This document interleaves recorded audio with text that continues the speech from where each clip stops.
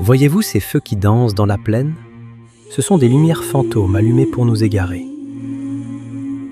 Ces mots, consignés par un chroniqueur anonyme au cours de l'été 1346, capturent l'essence d'un conflit que l'on réduit trop souvent à l'éclat des charges de cavalerie.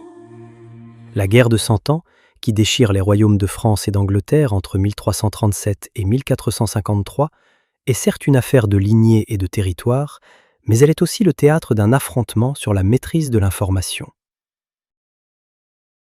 Tout commence par un imbroglio dynastique.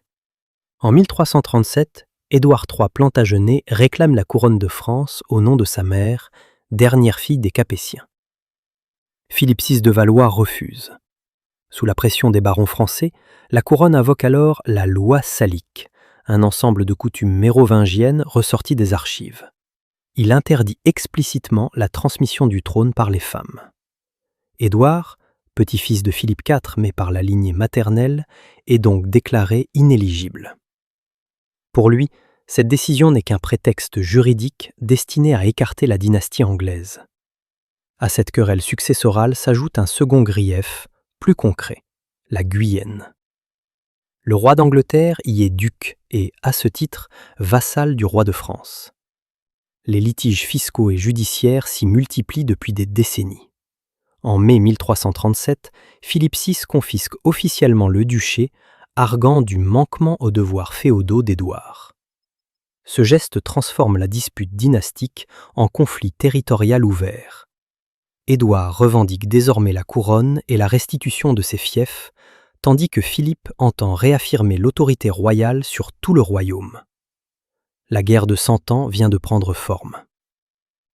En 1346, Édouard III traverse la Manche avec un objectif clair, prendre Calais pour s'assurer une tête de pont permanente. Pour masquer sa vraie route, il disperse de petits détachements qui allument des feux, lancent des escarmouches et répandent des rumeurs d'un siège imminent de Paris. Philippe VI déplace le gros de ses forces vers la capitale. Les Anglais profitent du vide laissé autour de la Somme, franchissent le gué de Blanchetaque, remportent la bataille de Crécy, puis investissent Calais. Loin d'être une simple suite de batailles, cette période marque une transition majeure vers l'institutionnalisation de la collecte de données, où l'information devient le pivot central de la souveraineté étatique. Car dans cette lutte séculaire, savoir c'est non seulement pouvoir, mais surtout survivre. Avant d'aborder les réseaux organisés, il est essentiel de comprendre que le renseignement médiéval repose d'abord sur des trajectoires individuelles et des nécessités pragmatiques. L'historien Jonathan Sumption met en lumière une affaire emblématique de la fin du XIIIe siècle qui préfigure les méthodes du conflit à venir, celle de Sir Thomas Turberville. Capturé par les Français en 1295, ce chevalier anglais accepte, pour obtenir sa libération, de devenir un agent pour la couronne de France. Une fois retourné en Angleterre, il adresse des rapports précis au prévôt de Paris sur l'état des défenses côtières et les intentions militaires d'Édouard Ier. Son arrestation, suite à l'interception d'une lettre compromettante, illustre que la frontière entre loyauté féodale et nécessité de survie est alors extrêmement poreuse. On voit ici que l'utilisation de prisonniers de haut rang pour infiltrer les centres de décision adverses, qui reste une pratique généralisée depuis longtemps, donne à cette époque des avantages stratégiques de plus en plus décisifs. Mais si le renseignement est une initiative encore personnelle selon les appétences des dirigeants qui se succèdent, il prend, au cours du XIVe siècle, une dimension bureaucratique assez inédite. La prise de Calais par les Anglais en 1347 constitue un tournant structurel. Comme le souligne l'historien Christopher Allemand, la ville cesse d'être une simple forteresse pour devenir une véritable station de renseignement permanente sur le continent. Le dispositif est impressionnant pour l'époque. Le capitaine de Calais dispose d'un budget annuel de livres exclusivement dédié à l'emploi d'agents et à l'exploration des rumeurs.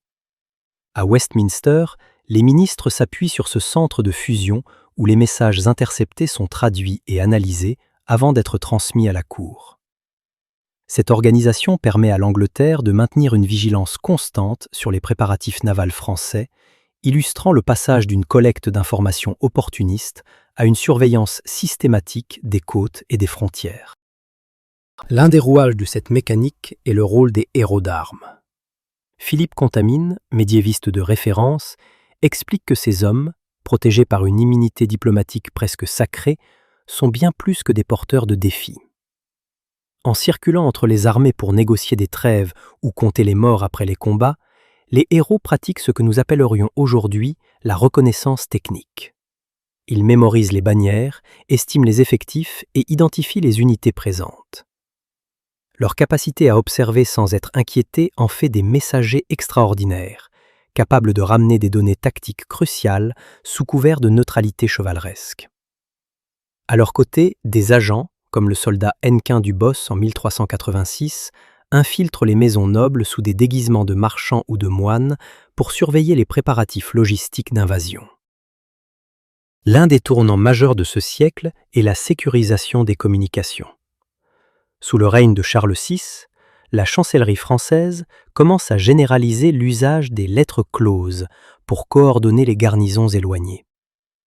Face à la menace de l'interception, des systèmes de chiffrement rudimentaires apparaissent. En réponse, l'Angleterre met en place à Londres des structures capables d'ouvrir, de copier et de refermer les courriers venant du continent. Les historiens notent que Philippe VI lui-même se plaignait de cette surveillance constante.